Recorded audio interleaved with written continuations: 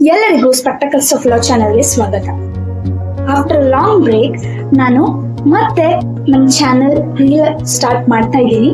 ನಾನು ಈ ರೀಲ್ ಅಲ್ಲಿ ನಿಮಗೆ ಏನ್ ಹೇಳ್ತೇನೆ ಮೊದಲನೇ ರೀಸನ್ ಯಾಕೆ ಈ ಚಾನೆಲ್ ಸ್ಟಾರ್ಟ್ ಮಾಡಿದ್ವಿ ಅನ್ನೋದು ನಾನು ಶೇರ್ ಮಾಡ್ಕೋಬೇಕಂತ ಇಷ್ಟಪಡ್ತೀನಿ.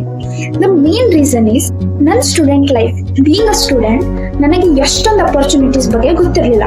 For example, negotiation, client counselling, ಮತ್ತೆ mediation, moot court and various other competition which I was unaware about. But lately ನನಗೆ ಗೊತ್ತಾಗಿತ್ತು, ತುಂಬಾ ಲೇಟ್ ಆಗಿತ್ತು, and for which I regret. The most important thing which I still regret, ನ ಇವತ್ತು regret ಮಾಡ್ತೀನಿ, that is many internship opportunities ನನಗೆ ಗೊತ್ತಿರಲಿಲ್ಲ.